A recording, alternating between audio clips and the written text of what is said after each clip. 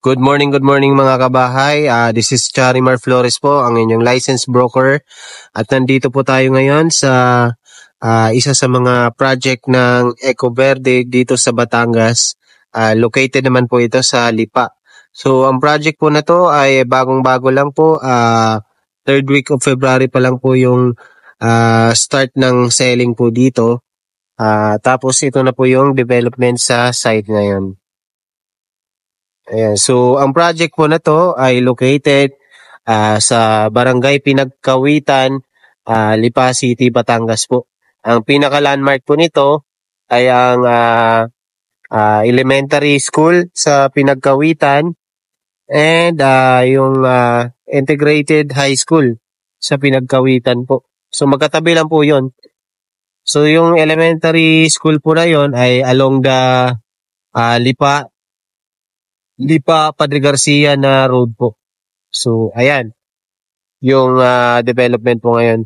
Currently, land development, as you can see.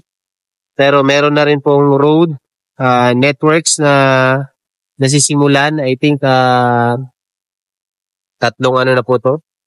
Dyan sa area po na yan. Dito meron at saka dito po sa area na to. And as you can see, I start na po yung construction. I think this is for Block 5 area. Then, yan, Block 5 area yan. May nakalagay na Block 5. Then, itong area po na to ay Block 7. Ayan, Block 7 na nakalagay. And then, dyan naman ay for start pa lang. Pati sa Block 8 ay start pa rin. Start pa lang. Inuuna lang po yung matapos yung mga daan. Tapos isusunod na yung construction ng bahay. So, tara, doon naman po tayo sa model unit.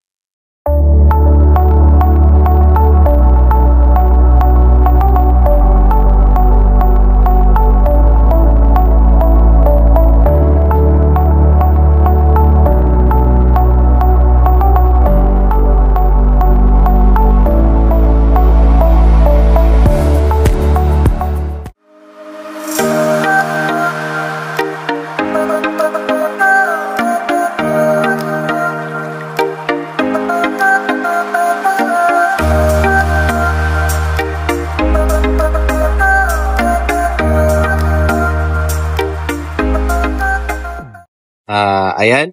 So, nandito po tayo sa model na TH Premium po. Ibig sabihin po ay Townhouse Premium po na unit ito. Ang floor area po nito ay 67 square meters. Tapos, ang minimum na lot area naman ay 71.5 square meters.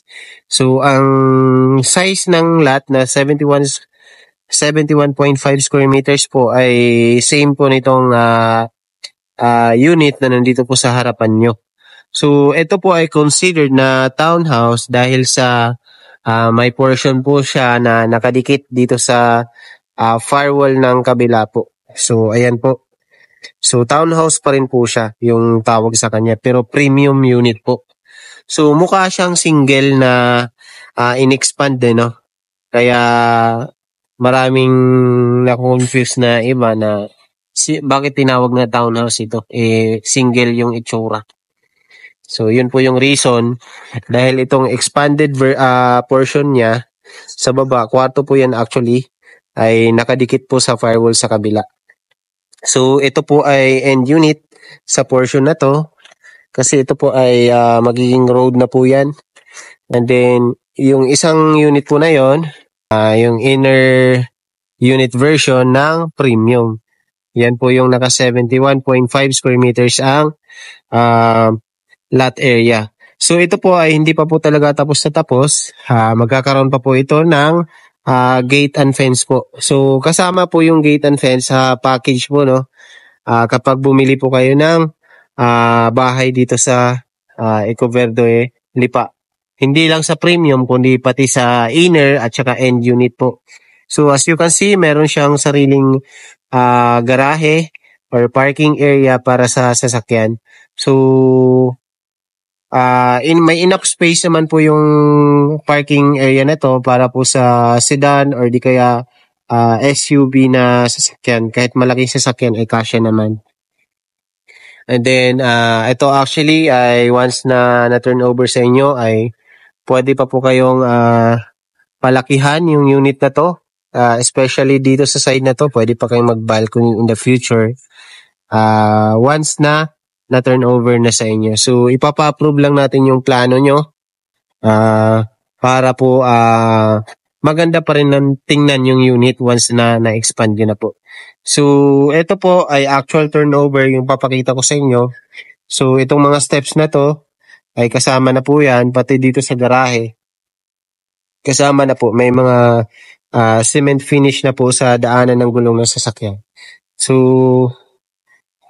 dito, yung window po natin sa harapan ay napaka-energy efficient niya. Kasi kahit wala kayong ilaw na gagamitin sa umaga ay nagre-reflect pa rin yung yung light coming from the outside, no?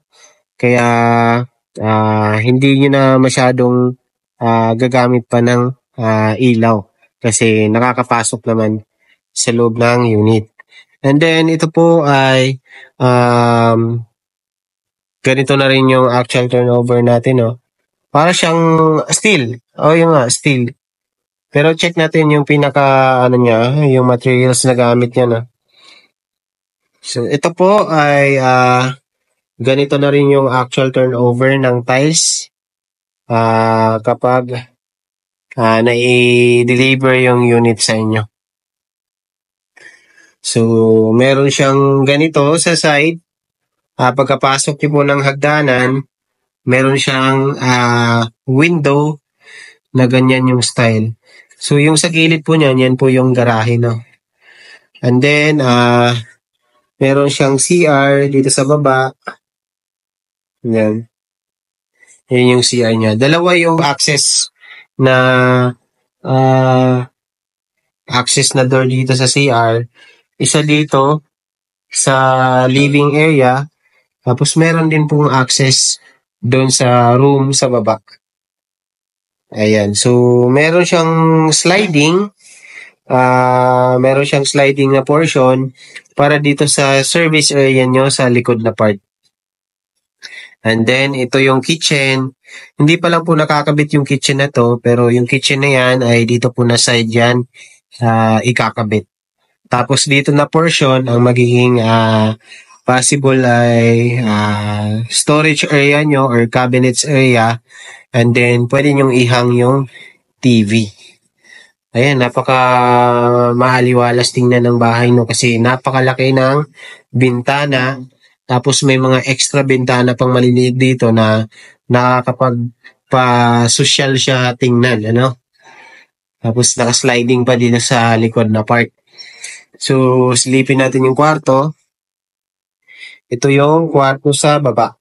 So, malaki rin yung kwarto sa baba, no? May enough space. Kung meron kayong kasamang matanda sa family, ay ideal po yung unit na to. Para hindi na sila mag-akyat panaog pa sa hagdanan. And then, ito yung portion sa likod. Actual turnover na rin po siya. Nakasimento po siya. As you can see, no? Tapos may abang na po siya dito para po sa paglalagay ng lababo sa service area. Ayan. So, ito yung pinaka-property boundary niya dito sa likod na portion. So, tara. Doon naman tayo sa taas. Kuya, okay na? Pasok ko. Tapos ito naman sa hagdanan na part. So, ang hagdanan po natin ay nakasa semento po ito or buhos po ito mula ground floor up to second floor po. So, tapos pinatungan po by the way siya ng ganito po, cone wood na materials. Tapos ito po ay bakal. Tapos meron siyang handle, paakyat ng hagdanan. So, as you can see, ay hindi po makipot yung hagdanan, no? Kaya hindi mahirap mag-akyat ng gamit. So, dito tayo sa second floor. Ito yung CR. Ito yung CR. Yan. So, actual turnover. Kuya, pa-video lang ha, saglit. Sige lang kuya, gawin mo lang yung ginagawa mo. Yeah. Tapos ito yung kwarto or magiging master's bedroom sa area dito sa taas. Yan. So, napakaganda ng bintana, no?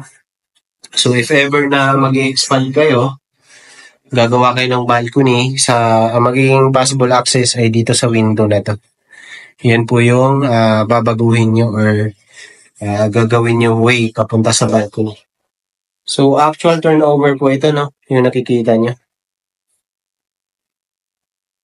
Tapos, ito yung sa second na bedroom sa taas. Ayan, malaki rin yung bedroom na to. So, may enough space para maglagay ng gamit at saka ito yung kama po. Tapos, ang kagandahan dito, meron pa po siyang ganyan na nakasliding para hindi mainit sa loob ng kwarto. Ayan. Tapos, napakalaki ng bintana. So, yan yung service area sa part ng baba kanina na pinuntahan natin. Tapos, meron yung kwarto sa baba ay meron din siyang sariling bintana facing the service area. So, right now, yan yung current development dito, no? So, napakabilis lang po ng construction ng mga bahay dito at saka development. So, yan po for the premium unit dito sa Ecoverde Lipato.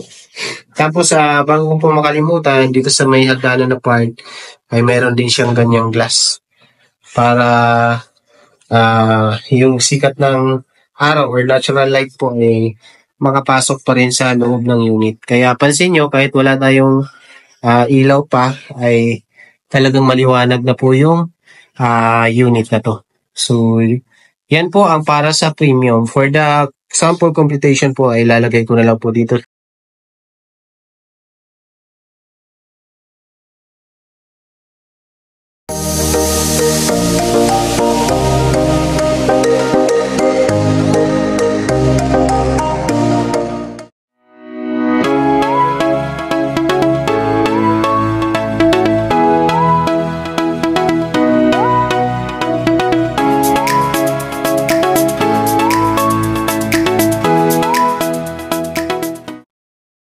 Ayan, dito tayo sa end unit.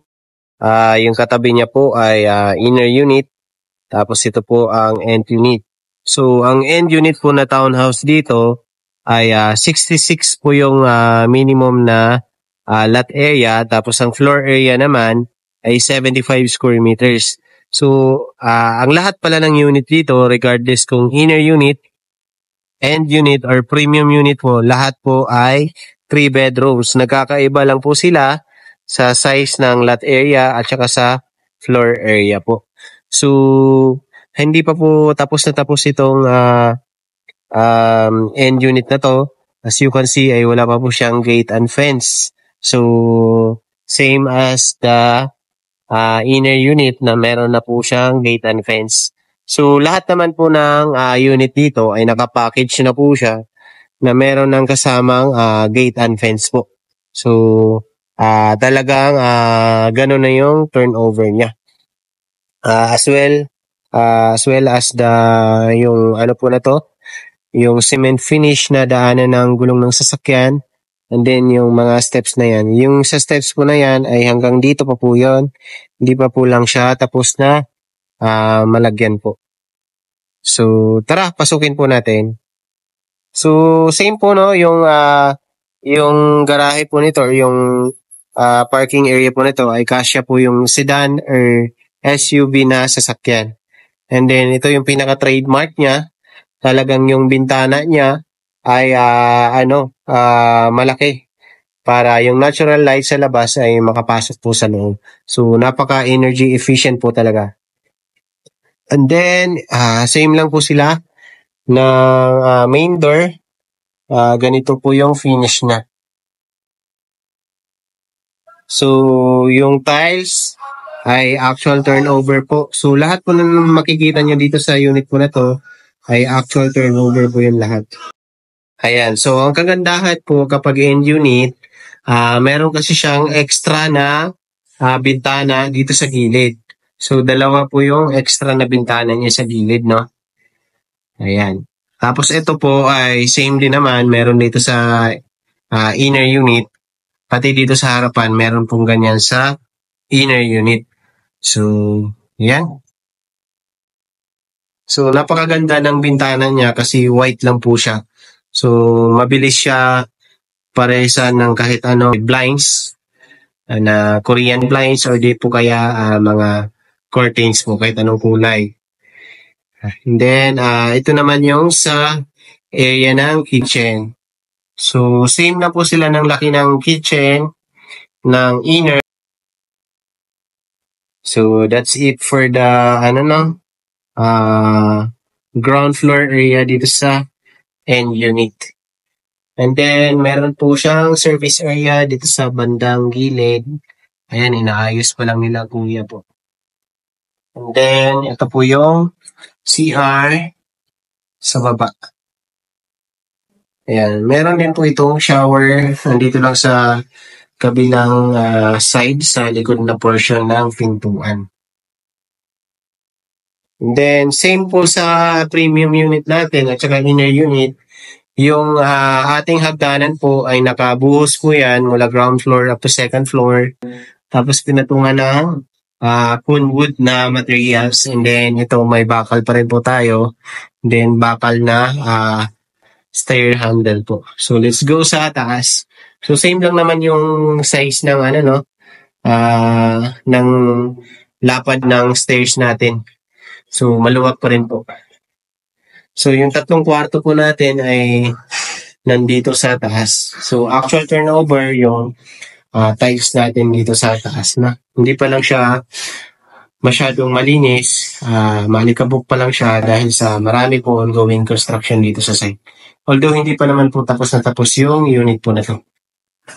So, yung area by the way na to ay pwede din maglagay ng sofa. Yung maliit na sofa or di kaya magiging office area nyo po. So, computer area, ganyan. Tapos, may mga saksaka naman tayo magkabilaan, no? Then, may bintana pa siya.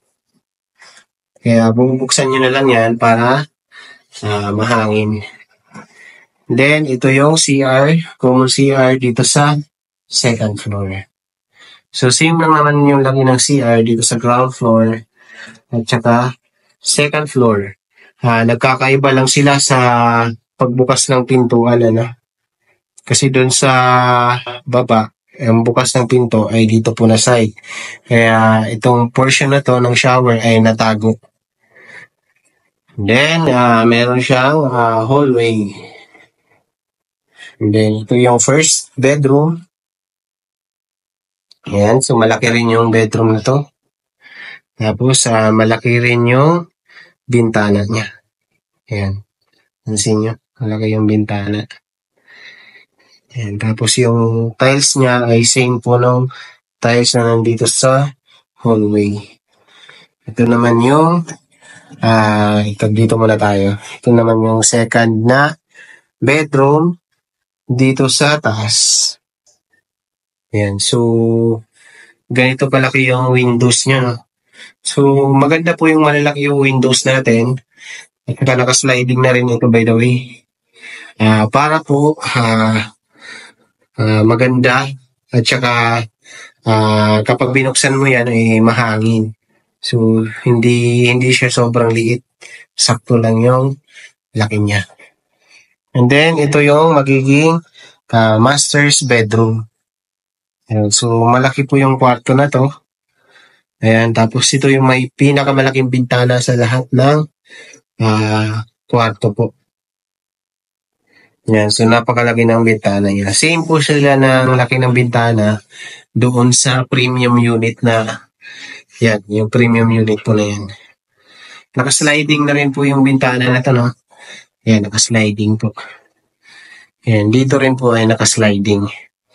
Yung baba na portion lang yung naka-fix po for safety purposes po. Tapos, meron siyang design na bakal na as you can see doon sa pinakapasad ng bahay doon sa harap kanina na video natin. Nagsisilbi po yung shade para kapag mainit po ay hindi siya direct na lahat ng portion na to ay maiinitan. So nagsisilbi siyang shade, no? Para hindi direct na nagre-reflect yung sinag ng araw.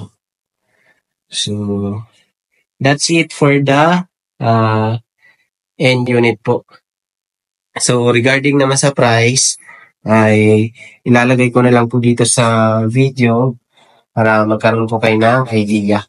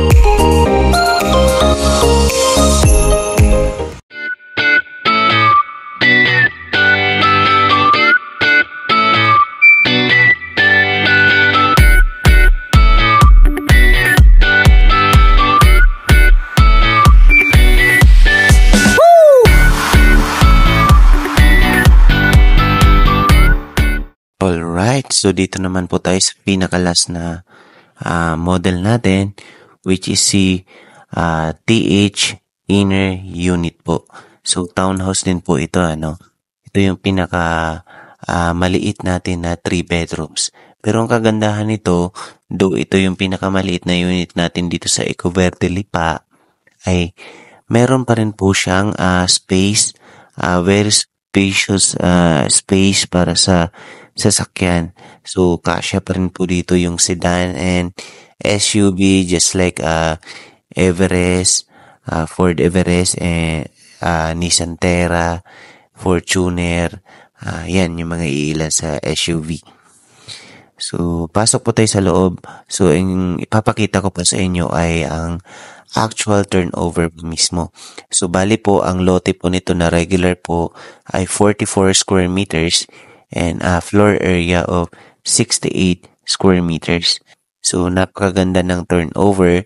Sino ang mag-aakala na sa 44 square meters ay meron po kayong sariling parking. At the same time, meron pa rin po tayong provision ng service area sa pinakalikod na part ng bahay. And then pansin nyo, yung ating lights po ay naka-LED lightings na po tayo. So, napakaganda po. Talagang tipid po tayo sa kuryente. Besides na, kita nyo po, wala pa tayong kailaw-ilaw.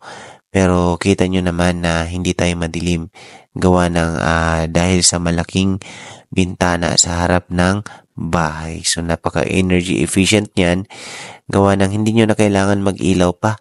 Kasi kita naman at saka maliwanag naman sa loob ng bahay.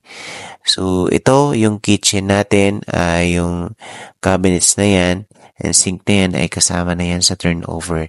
So, kung ano yung nakikita nyo dito sa loob, ay as is po yan. So, ito yung CR natin. Dalawa po yung CR, isa sa baba, and isa rin po sa taas. May shower na rin po yan, hindi lang kita, dahil nasa likod po siya ng pintuan. So, kayo na lang magpapalagay siguro ng enclosure niyan. Alright. So, napakasulit po nito sa halagang 2.5 million ay meron na po kayong makukuhang bahay na complete turnover. Ayan, so ito yung sinasabi ko sa inyo, 44 square meters pero kasya pa rin po ang service area sa likod ng bahay. So, pwede kayo maglagay dyan ng washing machine. So, palagyan nyo na lang po siguro ng bubong para kahit umulan or umaraw ay okay lang. So, yan. Yung ating stairs pala ay buhos po yan mula ground floor up to second floor. So, maganda po yan, no? Kasi mostly ng development, townhouse development ay usual po ay 3 to 4 steps lang po yung semento. The rest of the steps ay bakal or kahoy na po yan. At least ito po ay buhos po siya mula ground floor up to second floor. So, ito yung second floor natin. Ito yung toilet natin. Ayan. So, dalawang toilet. So, di ba, napakaluwag ng townhouse na to. If nakapunta na po kayo sa first, yung Calista model nila na expanded version ay parang ganito po yung pagkaka-setup, no? So, pero mas pinaluwag po ito gawa ng pansin nyo ay may hallway po siya. Ayan. So, ito yung bintana. Meron pa rin siyang bintana, no?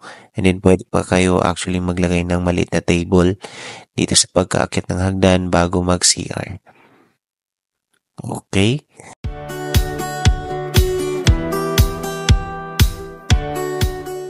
So, ito yung ating first bedroom. So, may malaking bintana rin siya. And then, saksakan para sa future na lagayan ng window type na aircon nyo.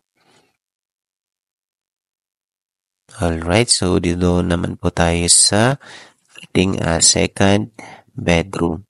So this is our, actually ito yung mas malaki. Ito yung possibly ay master's bedroom. So napakalaki ng bintana. And then at the same time ay meron siyang shade na para hindi direct na kapag araw for example ay hindi directly na mainit sa loob ng kwarto. Yan, sliding din po yan. So napakaganda ng ating sliding window dahil sa white po siya. So ang maganda kasi sa white, pwedeng ipare sa kahit anong blinds and kahit anong kulay ng kurtina. So let's go sa last na bedroom. Ito yung medyo maliit na bedroom po natin. And for the for the computation ng bahay po na to ay ilalagay ko na lang po dito sa description para magka-idea po kayo. And talking about the price, this is as low as 2.5 million. So, ano na po dyan? Kasama na po yung titling fees dyan or titling expenses and processing fees. And ang ating reservation for this unit ay 15,000 and ang ating total down payment ay 83,000 lang. Yes, tama po yung dinig nyo. As low as 83,000 lang. Tapos, ang kagandahan pa nito, hindi nyo kailangan bayaran ng isahan yung 83,000 na yun. Hulugan pa po siyang bayaran sa loob ng 6 months. Monthly po ng bahay sa loob ng 6 months ay nasa 13,000 lang. Contact nyo po ako sa aking WhatsApp, Viber na number and ito rin po ang aking Facebook account. Thank you!